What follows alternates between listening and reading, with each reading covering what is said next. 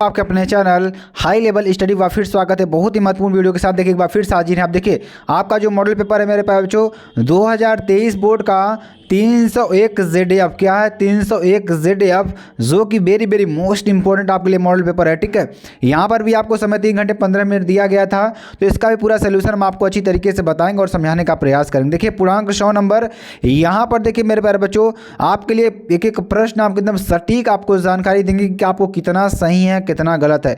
अगर आप इस मॉडल पेपर को दे रहे हैं, देखिए अगर और भी आप अन्य मॉडल पेपर के दिए होंगे तो उसमें से प्रश्न मिलेंगे, ऐसा नहीं है कि प्रश्न नहीं मिलेंगे। आपको भी देखना है इसमें, जो भी पेपर नहीं दिए उनको भी यहाँ पर एनालिसिस करना होगा। ठीक है, शेखर एक जीवनी कृति के रचनाकार कौन है? तो यहाँ पर अगर आंसर की बात करेंगे, आंसर क्या हो जाएगा? अज्ञेय जी। कौन है? अज्ञेय जी। ठीक है, अगला देखिए अथातो घुमक्कड़ जिज्ञासा के लेखक कौन है? राहुल सांकृत्यायन। कौन है? राहुल सांकृत्यायन। ठीक है, आखिरी चट्टान के लेखक कौन है मेरे प्यारे बच्चों? अगर हम बात करें तो मोहन राकेश। कौन है? मोहन राकेश। ठीक है, खड़ी बोली गद्य की प्रथम रचना कौन है? गोरा बादल की कथा। कौन सी है? गोरा बादल की कथा। राजा भोज का सपना के लेखक कौन है? शिव प्रसाद सितारे हिंद। कौन है? शिव प्रसाद सितारे हिंद। ठीक है, प्रिय प्रवास महाकाव्य किस भाषा में लिखा गया है? तो किस भाषा में लिखा गया है? खड़ी बोली। किसमें? खड़ी बोली में लिखा गया है। एक भारतीय आत्मा कहे जाते हैं, कौन कहे जाते हैं? माखनलाल चतुर्वेदी। कौन कहे जाते हैं? माखनलाल चतुर्वेदी जी। ठीक है, प्रगतिवाद के प्रमुख कवि कौन है? नागार्जुन। कौन है? नागार्जुन। ठीक है, छायावाद की प्रमुख प्रवृत्ति कौन सी है मेरे प्यारे बच्चों? यहाँ पर अगर हम बात करें तो वीरता और श्रृंगार का सम्मिश्रण इसमें आपको देखने को मिलेगा। सुमित्रानंद पंत को ज्ञानपीठ पुरस्कार किस रचना में प्राप्त हुआ? तो चिदम्बरा में। किसमें? चिदम्बरा में प्राप्त हुआ। ठीक है, अब देखिए इसमें हमने आपको बताया था कि ये देखिए, ये इसमें आपको देखिए कौन से, ये किसने लिखा था?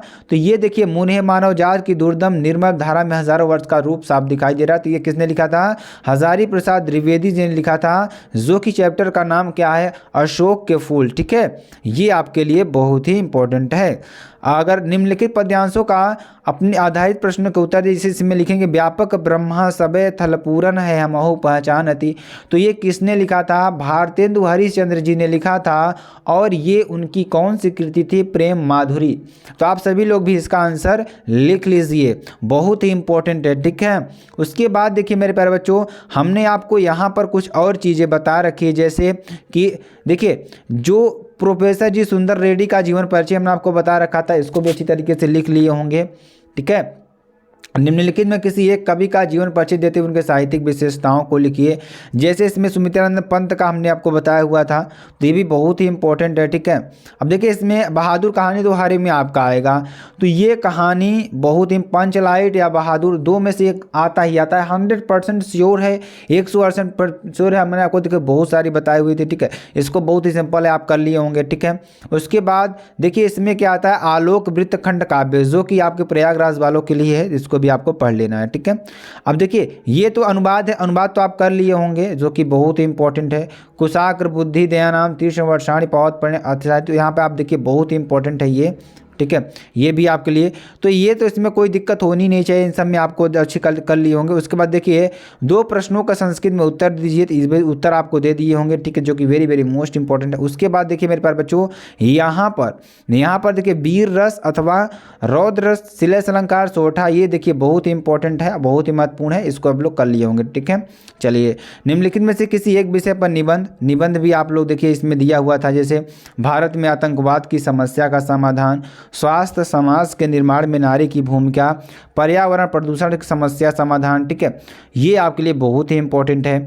चलिए यहाँ पर ये तक किसी ने आपको कर लिया होगा। ठीक है, उसके बाद देखिए हरीश चरत में संधि विच्छेद क्या होगा? हरिधन चरति। क्या हो जाएगा? हरिधन चरति। ठीक है, ये आपके लिए हो जाएगा। उसके बाद विष्णु अव में क्या हो जाएगा? विष्णुधन अव। क्या हो जाएगा? विष्णुधन अव। ठीक है, गायिका में संधि विच्छेद क्या हो जाएगा? गय धन अक। क्या हो जाएगा? गय धन अक। ठीक है, निम्नलिखित में किसी एक पद का विग्रह करके समास का नाम लिखिए। तो देखिए अगर समास का नाम लिखना है, देखिए तो प्रत्यधन अक्षणम, क्या? प्रत्यधन अक्षणम, ये आपका समास विग्रह कर लीजिए आपका। ठीक है, और यहाँ पर देखिए अच्छी तरीके से कर लिए होंगे आप लोग। आत्मन, आत्मन में कौन सी होगी? आत्मनः। सप्तमी विभक्ति द्विवचन का रूप क्या होगा? आत्मनः। ठीक है, ये आपके लिए होगा। नामन शब्द का षष्ठी विभक्ति द्विवचन क्या होगा? यहाँ पर अगर हम बात करें तो क्या होगा मेरे प्यारे बच्चों? नामनोः। क्या होगा? नामनोः। ठीक है, चलिए आगे देखिए। स्था धातु में विधिलिंग लकार मध्यम पुरुष बहुवचन का रूप क्या होगा? तिष्ठेत। क्या? तिष्ठेत। ठीक है, चलिए निम्नलिखित में से एक, देखिए अब यहाँ पे आपिबह अथवा नयो शब्द की धातु लकार पुरुष वचन लिखिए, इसका आपको लिख लेना है। किसी एक शब्द का प्रत्यय योग स्पष्ट कीजिए।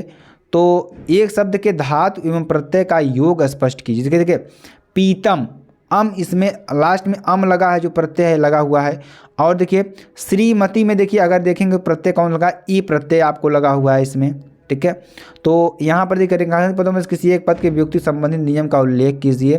तो पदों में एक पद के प्रयुक्त विभक्त तथा संबंधित नियम का उल्लेख कीजिए। ठीक है, तो ये आपको कर लेना। उसके बाद देखिए मेरे पास जो 2 वाक्यों का संस्कृत में अनुवाद करना है, ये अनुवाद भी आपको बहुत ही सिंपल सा, इस भी कर लिए होंगे। ठीक है, चलिए आगे चलिए। तो ये बहुत ही इंपॉर्टेंट क्वेश्चन थे मेरे प्यारे बच्चों, आपको अच्छी तरीके से समझ में आ गए होंगे। तो फिर मिलते हैं नेक्स्ट वीडियो में नए टॉपिक के साथ, तब तक के लिए जय हिंद, जय भारत।